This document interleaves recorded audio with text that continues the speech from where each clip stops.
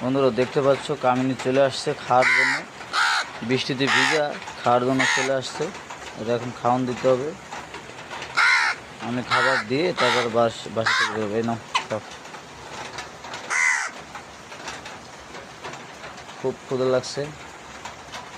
বৃষ্টির সময় একটু ক্ষুধা বেশি লাগে, কারণ ওই সময় বাইরে কোনো খাবার পায় না। তো ভিজাই দিচ্ছি আমি, দাঁড়াও। তো ভিজাই দিলাম, ভিজে দিলে ওর খাইতে একটু সুবিধা হয়।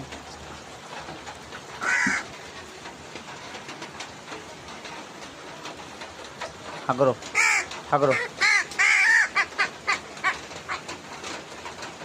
হ্যাঁ একটু ফেলাবো না, খাই ফেলাবো। ঠিক আছে।